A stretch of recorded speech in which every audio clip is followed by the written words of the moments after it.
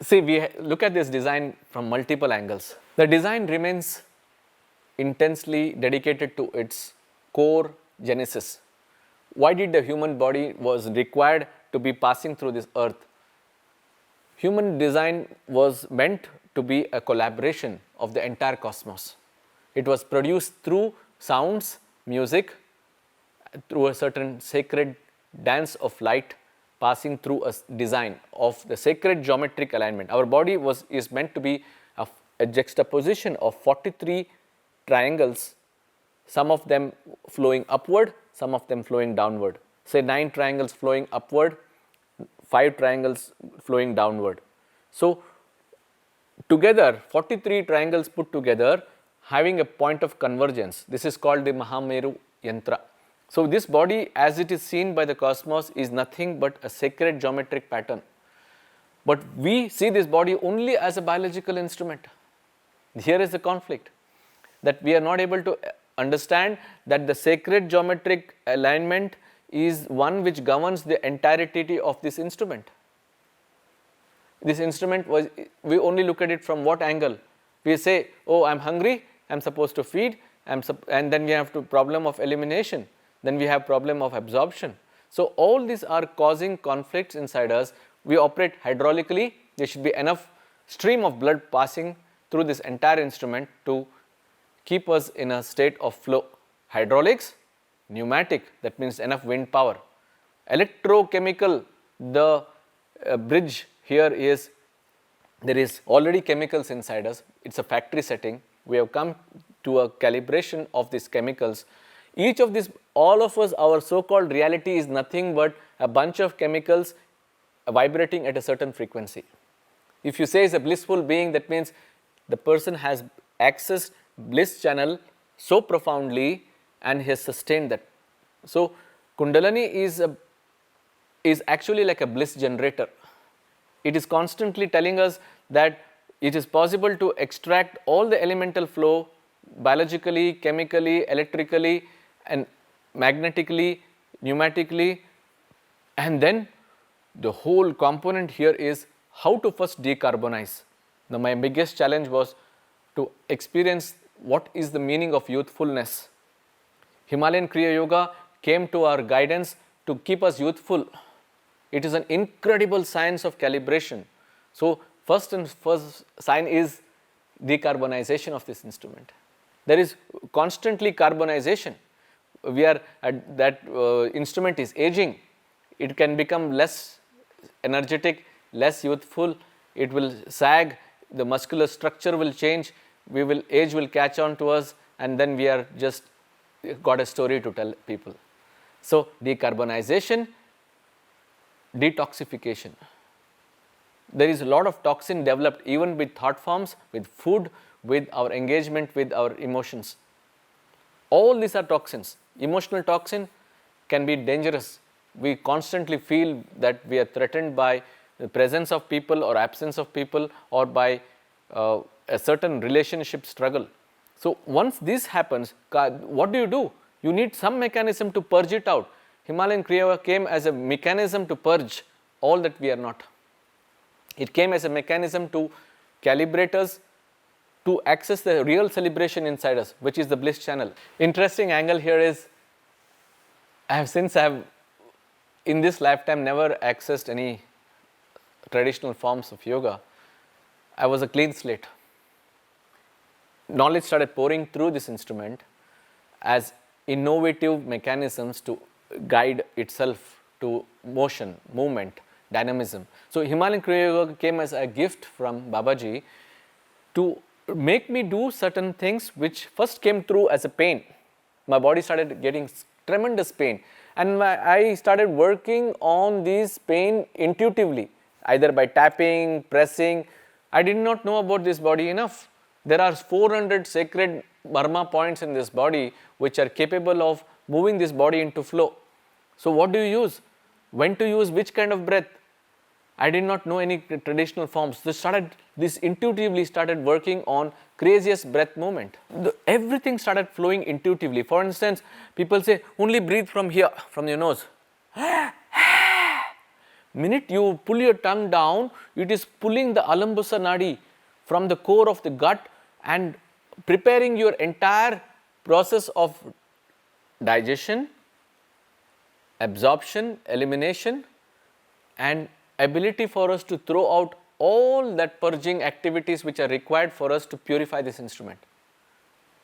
Purging happens from here, elimination happens from here, perspiration happens through this instrument.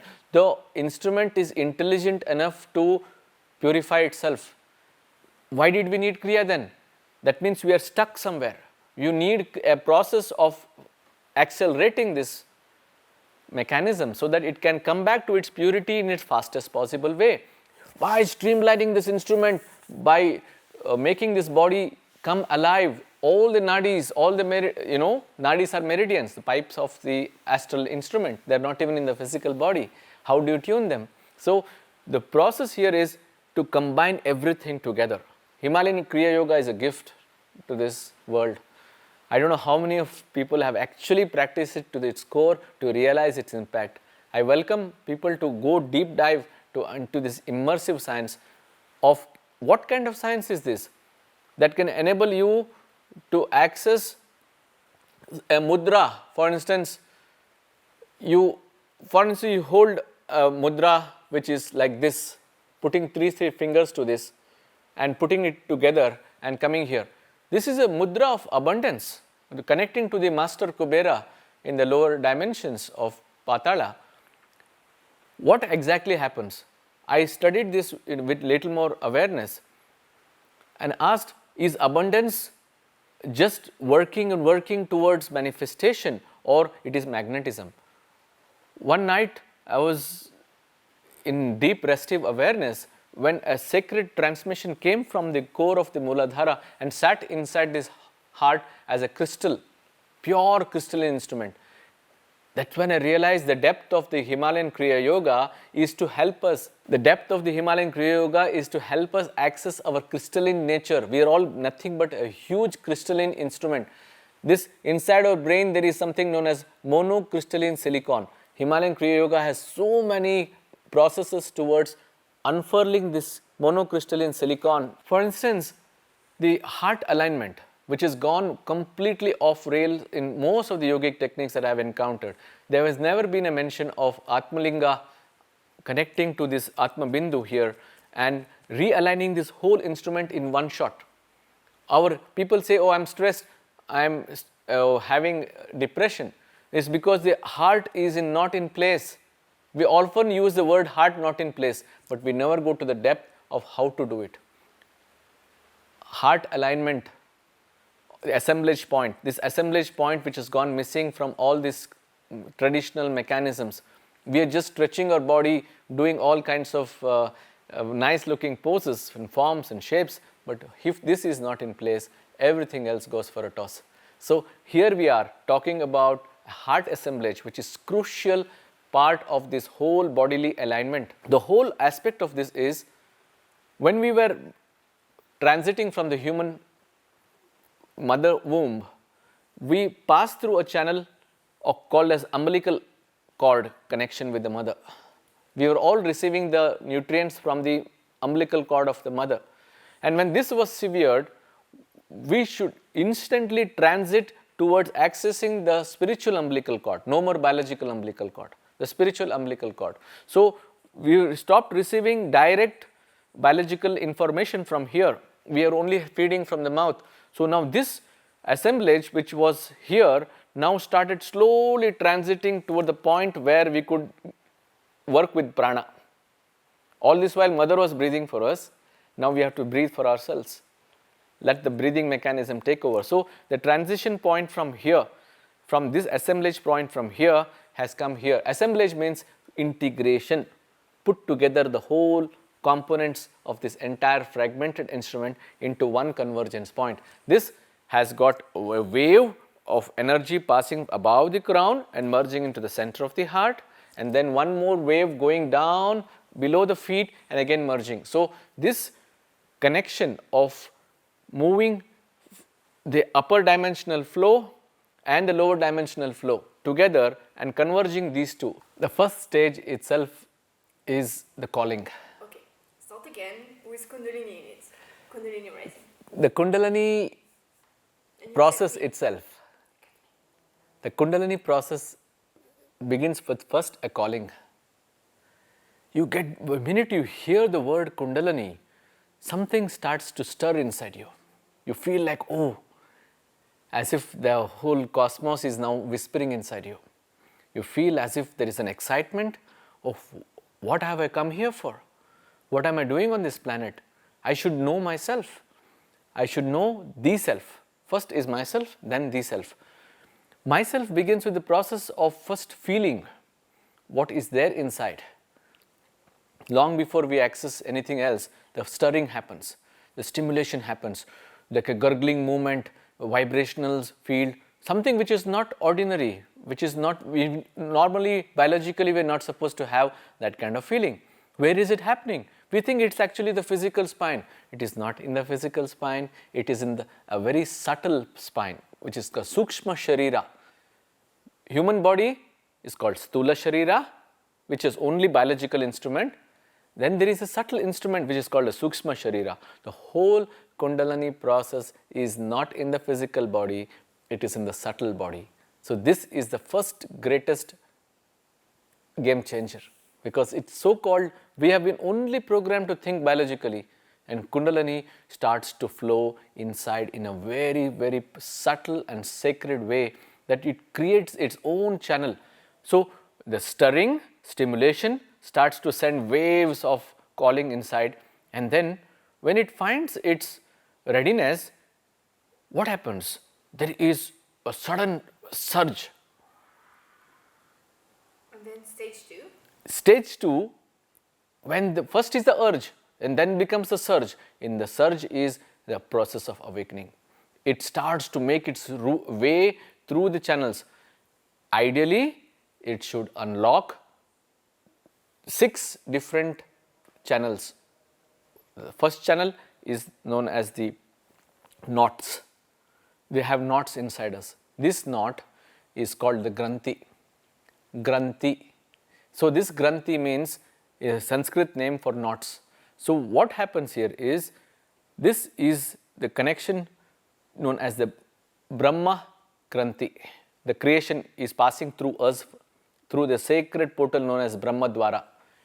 The Kundalini enters the Brahma Dwara and starts to unlock the first knot, which is Brahma Granthi.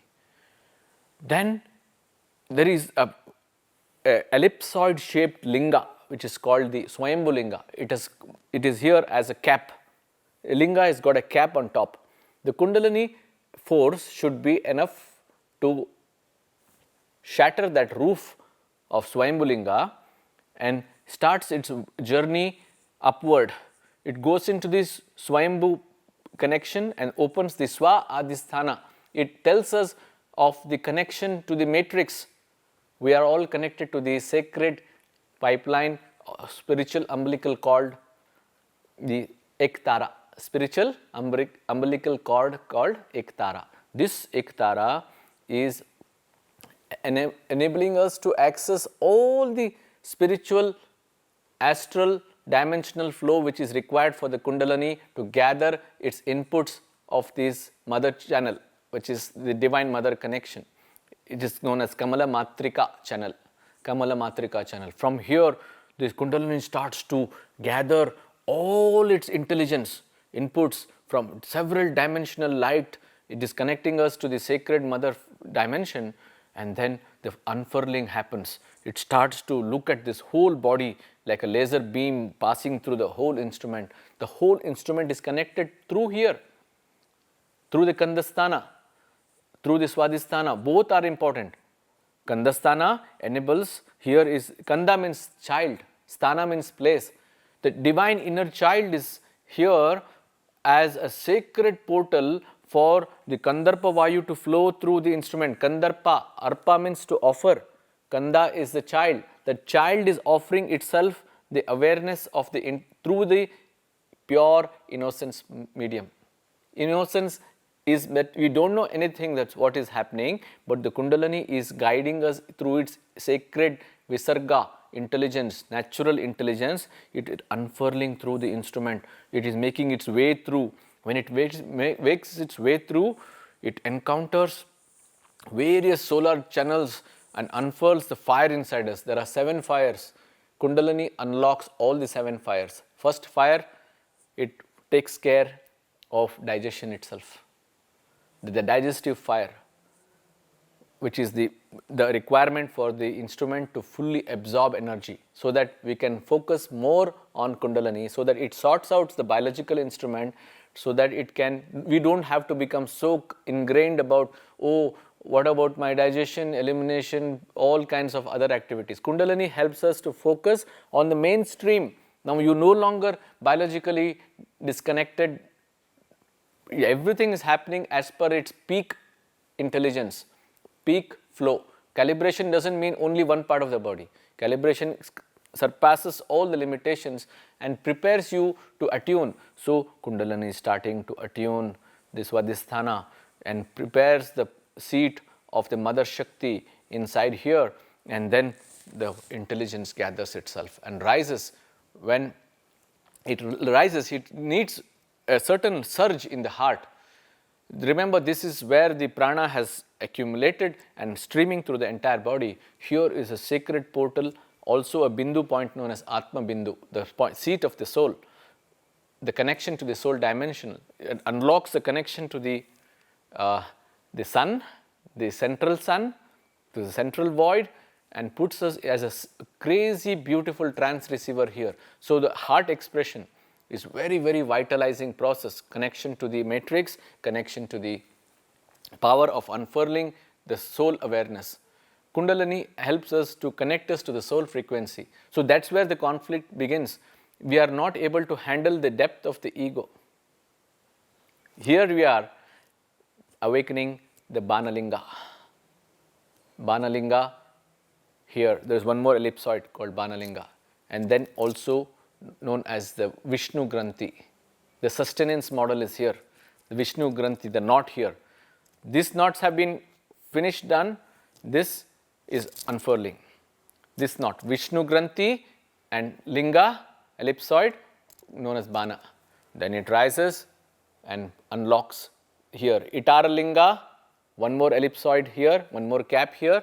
This cap gets smashed, unlocks the Rudra Granthi. So let me repeat for, here you are, with the Brahma Granthi, Swayambhulinga. Here we are, Banalinga, Vishnu Granthi. Here we are, Itaralinga and the Rudra Granthi. So that means the trilogy of Brahma, Vishnu, Maheshwara. Okay?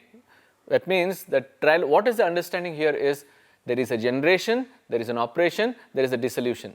This is a point of dissolution. This is a point of generation. This is, the sustenance, okay, organization. And this is a point of generation. So we go through a process of a triune. That means 3 components involved. The 3 components here is generation, which is passing through us, through the Brahmadwara at the base of the spine, at the meeting point of the legs, known as the perineum.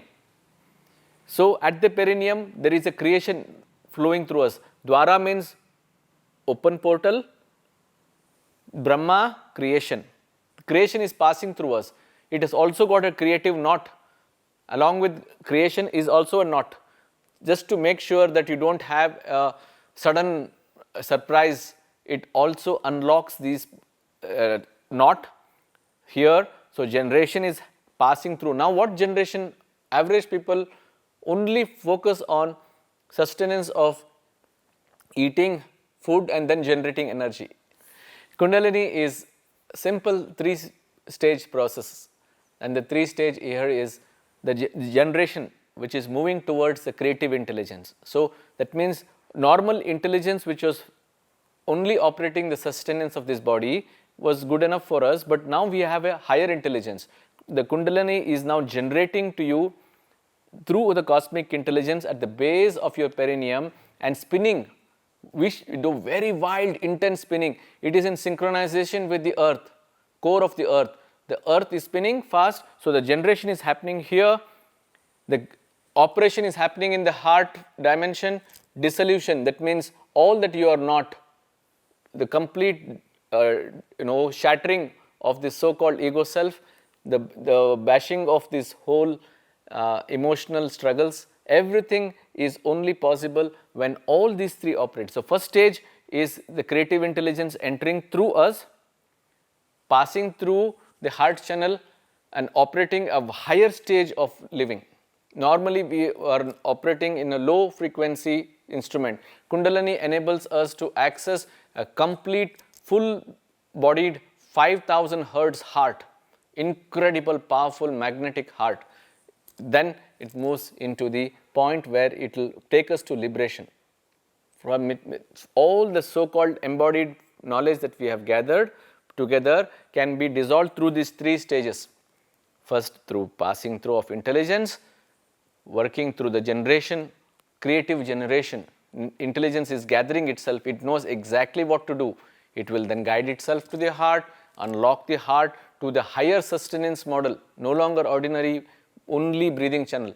It only operates to, even if your breath stops, the intelligence still governs. So, then it moves here. So, these three stages are vitalizing the Kundalini to its full expression, so that the channel is clear. Now, there are deeper understandings. One, there are 4 pipes where Kundalini passes through, and this is where we have to now know what to do, is first access this knowledge. The first outermost pipeline is called the Sushumna Nadi. Sushumna means ability to attain a state of pure knowledge through stillness. Mana is mind, still Sushupti. Sushu is a short form of a term called Sushupti, which basically means to attain complete restive awareness and access the core of your delta in your brain. So, Sushumna channel is like a sacred pipe axis in the center.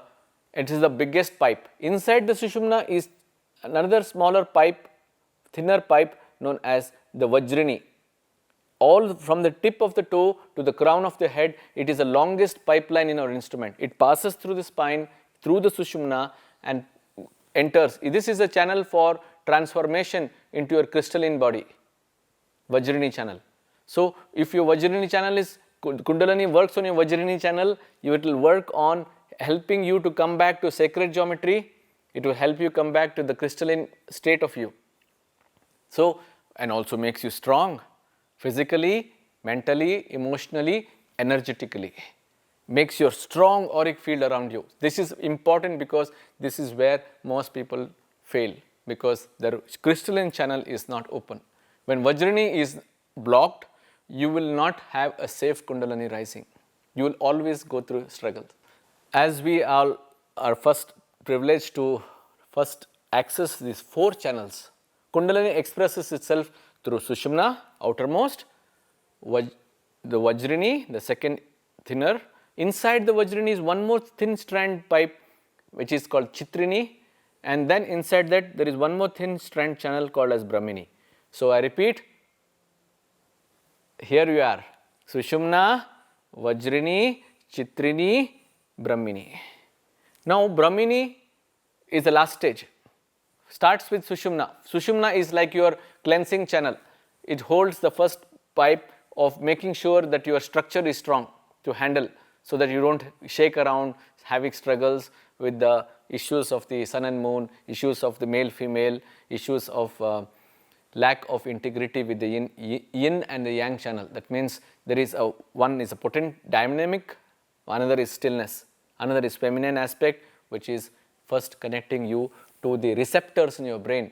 All the component of Kundalini is to make you a trance receiver, to make you complete to the cosmos. So, it prepares us.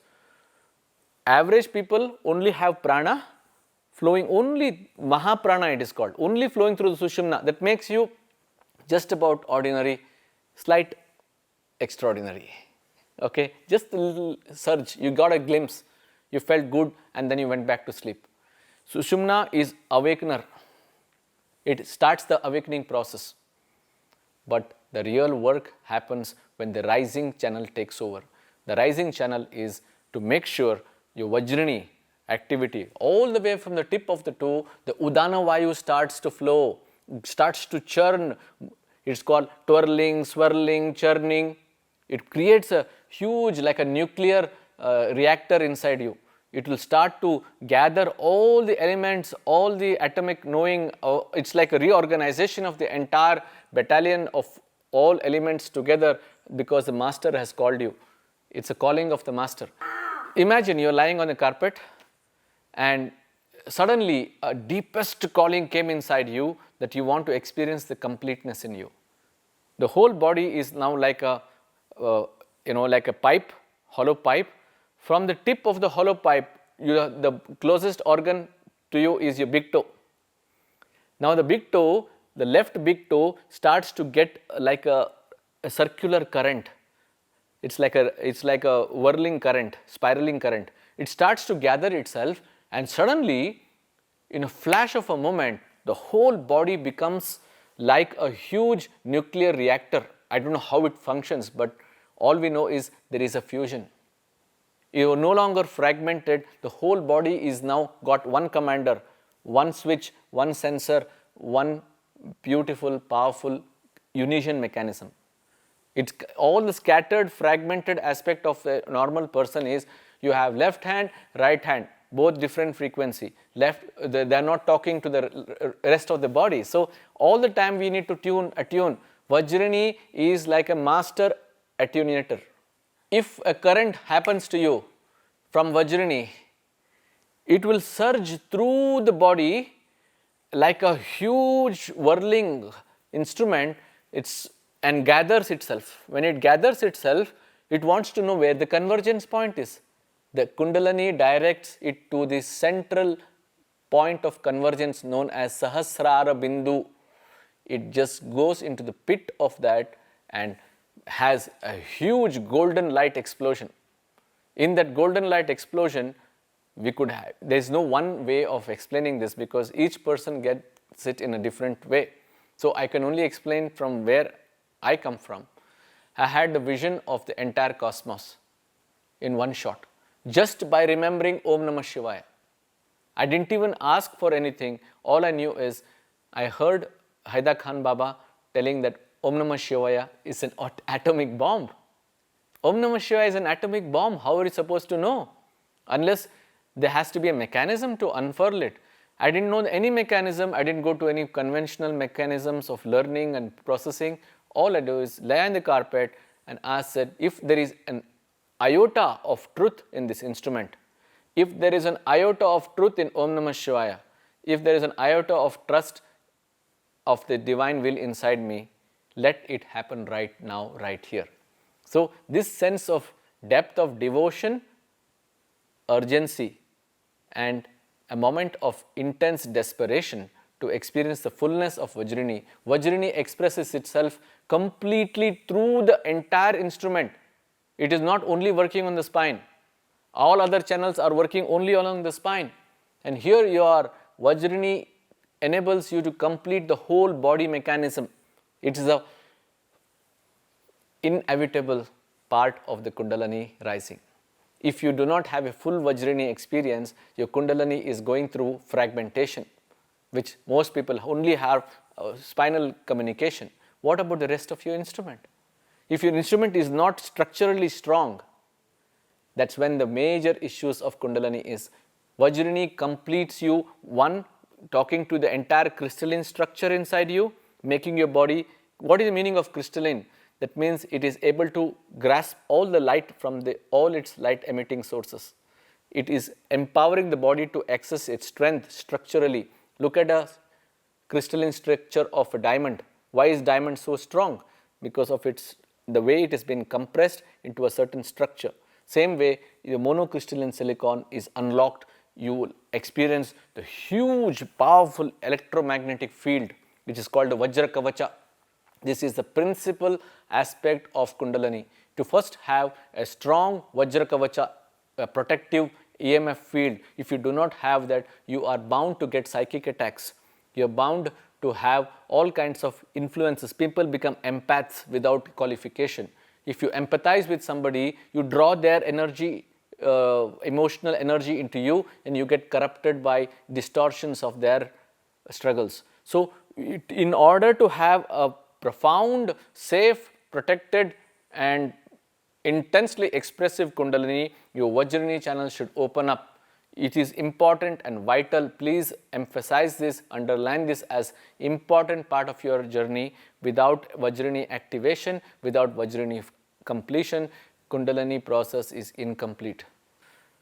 What is this body? This body is a sacred geometrical alignment. We are a yantra already. Instead of trying to invent it through the biological method, we have to start focusing on the sacred geometry.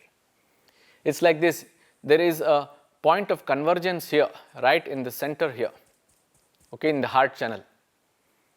If you more and more you go towards the micro cosmic dot that we are, the convergence becomes faster. Instead of trying to work only on the physical body. Yes, physical body, you can make it muscularly strong, but it is not guaranteed it will remain like that. Say for instance, you could stand on your toes, walk on water, body, you can walk on stones, you can get natural, what you call acupressure by walking barefoot to gather minerals from this earth. You can make yourself more and more surrendered to the earth dimension first. Vajrini represents the core of the grounding connection with the earth. We have to be in sync with the earth vibrational field, which is called the Schumann frequency. That means that there is, see, earth is already spinning. The Muladhara is in synchronicity with the rotation of the earth. So, if this synchronicity happens, the Vajrini channel is all about syncing with the core of the earth dimensional flow and bridging it to the cosmic dimension. First and foremost, we start working on the fingertips and the edge of your toes. The pointed aspect here is the Udana Vayu, which is a helium component inside us, should get active. Vajrini is part of the helium activation. If there is, how can something rise just like that? That means once the helium gets fully activated, it knows that it has to go back to the sun. Vajrini is connected to the core of the sun. So, without a helium activation, that means you need to work more on preparing this instrument to detox from the Ujjayi breath. Through the Ujjayi breath, more and more detoxification happens from here. The instrument gathers its purity. When the instrument is pure, that means the carbon component is thrown away.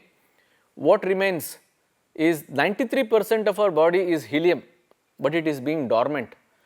The helium activation, when it happens from the core of the toes, it infuses us to channel the light pass through a huge pipe of Vajrini. Why is it the longest pipe? Because it is meant to be the completeness of the instrument. It is meant to, the sun cannot come only to one part of our body. The sun has to pass through everywhere, and the component of sun inside us is the helium. We cannot bypass it. The first sign of an active Vajrini channel is the ability to direct energy. Most people, only they receive, they don't know how to deliver. You see a Vajrini active being, first of all, having tremendous strength to deliver energy. You can just allow the energy to flow through you. There is no tiredness in the body. There is no more disease in the body. There is no more struggle of being captivated by low frequency thoughts, because your instrument is so profoundly magnetic that it draws energy from the micro strands of the cosmic dimension. You are no longer ordinary. You can actually start feeling that the crystalline aspect of you, it's like a diamond channel that is open inside you. All the aspects of the cosmos are vibrating at a certain frequency. Each of the light frequencies have a certain character, depth, attribute, and a certain intent. Vajrini unlocks the intent of the cosmos inside you. It prepares you. It prepares you for being hugely self-protected, self-intelligent and self-empowered. So, empowerment process is Vajrini. Important aspect of this is there are various strands which have got a certain character. For instance, healing. Healing is also a channel. We are part of this channel. Empowerment doesn't mean that only I feel good. The very essence of this instrument was the presence of this channel itself, which is so attuned that in your presence, people are getting healed. What is healing? Actually, it is nothing but alignment of the heart. A very strong Vajrini channel, which is profusely flowing from here, is see, all our EMF generator is here in the heart. Most people are brain centric, but heart is about 5,000 times more higher brain than the brain frequency. So, Vajrini enables us to click into the heart channel profusely so that we are more heart centric. When you are heart centric, the strength and power which is flowing through this channel is that we can easily help anybody who comes in the presence. You don't have to go and actually start working towards attuning somebody's emotions. In the presence of a very active Vajrini, the depth of the biophotonic transmission, we are emitting photonic energy after we receive it, and this biophotonic transmission starts to flow more profusely. It just fills up the whole space with a huge field of energy. Chitrini channel, the most incredible visual dimension.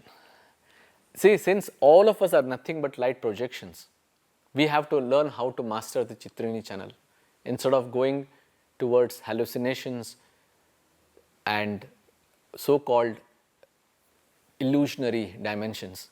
So, what happens to us is, this is the biggest slippery aspect of the rising here is people start getting visions, lucid dreamings, all kinds of thinking that, oh, I saw snakes, I saw big cobras, I saw so many dimensional masters. What is this whole Chitrini about? Chitrini is like a huge ocean in itself. It is also connection to our astral records. All that we have stored is important bio-optical memory inside us. Chitrini gives a flash and glimpse. As it rises, it will show you the glimpses of your past journeys and ability for us to handle these journeys. What is this emotion? What is it connected to a certain people? What is it connected to a certain level of masteries? Connection to everything. So, the whole aspect of this visual dimension is we can see sound. We can hear light, which completely shatters the roof of our biological understanding or physics understanding that our body is capable of actually seeing sound. All sound pass through the heart, because when the Chitrini Nadi is open, before even the ears register, you will see a beautiful light formation coming into your heart. That means it grasped it before the faculty of biology, which is our ears in its 43-degree angle waiting to grasp sound. And here you see the light coming to you first, and then the sound emerges in your field as intervention. So, Chitrini enables us to transmute light and sound very sacred way. It unlocks the inner channel of transmission known as Anahata Nada. Anahata Nada means unstruck sound. What we hear is struck sound. Something has, the vocal cords has been struck, and we hear sounds from the human voices from matter striking each other. So, basically vibrational field called as Nada Spandana. That means something has moved into a vibration. All of us, the whole cosmos is a vibration. They are all emitting a certain frequency. Along with the frequency comes color, along with frequency comes sound, and along with sound comes light. All of us are vibrating at a certain frequency of belonging to the three characteristics. So, if we all are vibrating, what is Chitrini giving to us? Chitrini is actually unlocking the window to the inner dimensional light known as Pundarikaksha.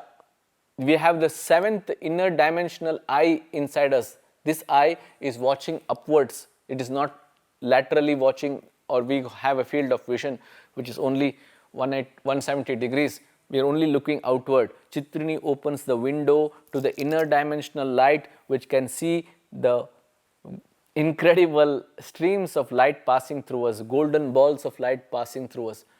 All this was not privileged because we are only optically geared for watching outward. Chitrini opens the window to the inner dimensional light. We can see the sacred, undistorted, unreflected light known as pratikasha. Chitrini opens the gateway to the pratikasha channel, which is unreflected light. So it unlocks the heart channel to experience the light as is. This is the most important communication channel. From the beyond, the light has come through as creation, is passing through, and when it comes into this channel, you can actually see the light coming through you. So that means whatever our so-called understanding of biology, that only eyes are the only window to the dimension of light, this is only part of it, outer dimensional. The inner dimensional vision is Chitrini. It unlocks para, pashyanti, which is to see, and then comes here as madhyama. So all languages, all thoughts, words, actions of dynamic flow of light is all passing through the heart channel. Chitrini unlocks the inner vision.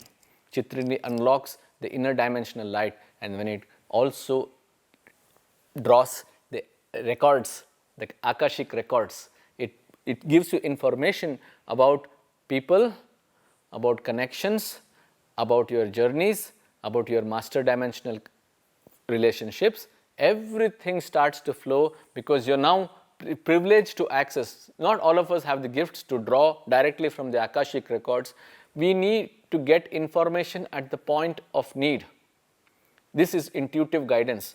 Chitrini unlocks the connection to the cosmic whispers. It is passing through a strand of communication. It unlocks the channel to the vision of the cosmos passing through us. There is a huge cosmic eye known as the Vishalakshi.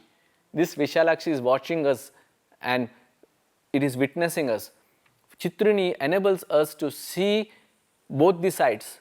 One, able to be a bottom-up approach, that you can see upward like this. Then you can see top-down. That means you are the eye of the cosmos. You can see the whole vision of souls dropping into this planet. You can see the vision of light transmissions coming from different dimensions, passing through this planet, through these human interventional points. It means you get a complete wholesome vision of the cosmos. Interesting aspect of Chitrini is, if it is channeled properly and passes through this channel of convergence and it leads to the higher dimension, it makes you a silent observer of the entire interaction of the cosmos with us. When I say cosmos, it is basically a bunch of incredible master channels which pass through us. Now, what is the difference between an awakened reality versus our created reality? We create our own reality by imagining, by hallucinating, or by visualizing. We are creating. What happens to us as a point comes when we cannot differentiate between our imaginary reality versus an awakened reality which is passing through us. So all kinds of, for instance, we start believing that what we are seeing is real, but it's a projection. So astral projection, causal projections, physical projections, all projections together can cause a distorted reality. So Chitrini is like our projector beam. Let us crack through this code of what life is. Actually, the whole life is a projection. This body, what we see is a physical body, is a light projection. So inside this light body is one more interesting, intriguing inner light channel. Chitrini is your inner light channel. This inner light channel is able to feel the depth of the projections passing through us as life forms, as intuitive, powerful guidance, as beautiful transmissions of unreflected light known as pratikasha. Now, we didn't know all this while that this was possible. We only saw from outer dimension. So, our reality is nothing but a bunch of chemicals in interplay with its light. So, Chitrini unlocks us to an awakened reality to see light as is and not how we want to see it.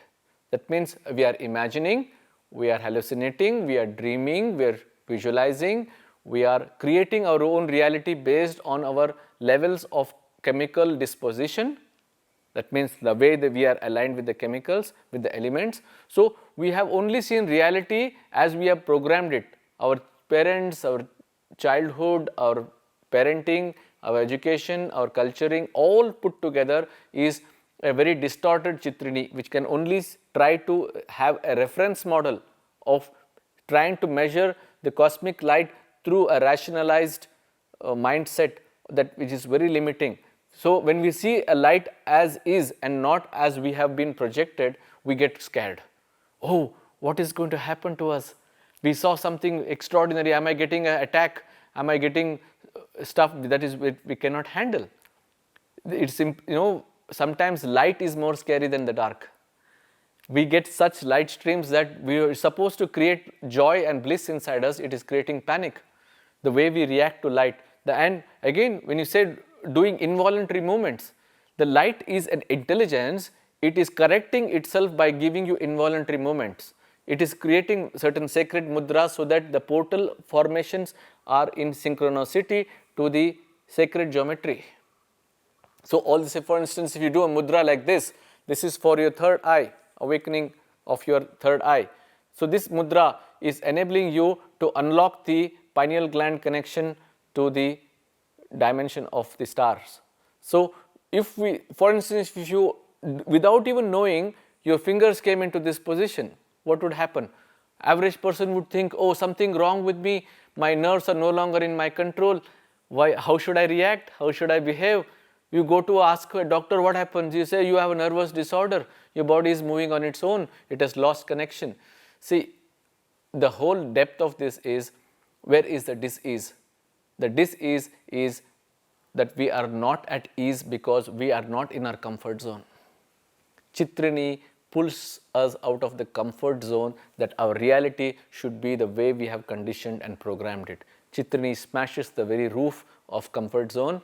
Chitrini smashes the very roof of our understanding of what is physics, what is quantum, and what is the depth of a very sacred intervention.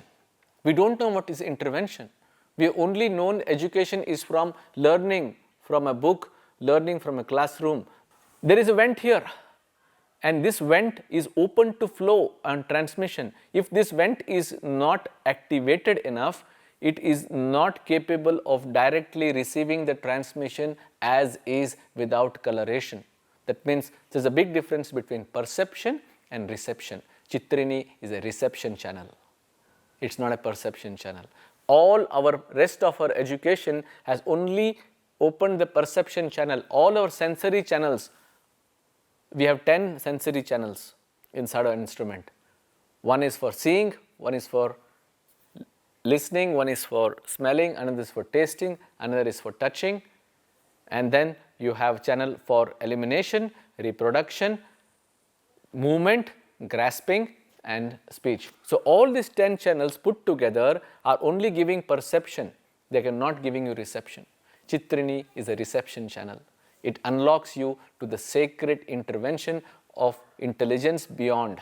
It will unlock the process of how, for instance, how do we even know when a cell is formed? We don't even realize the depth of how a sperm can, what timing does the sperm actually impregnate the egg, and when is the anandamide created in this process for the very birth of genesis of a cell. So, the cellular memory, even the light that transmits and comes into the cell for the genesis to happen, for a new organism to take shape, everything is part of this sacred light transmission channel. So, Chitrini unlocks us. So, from my whatever I have seen from this depth here is, the point comes when the soul transmission can be seen, the projections can be seen from the inner eye. You can see the whole body. I have seen this whole body like a laser beam passing through the entire instrument, seeing all the network channels.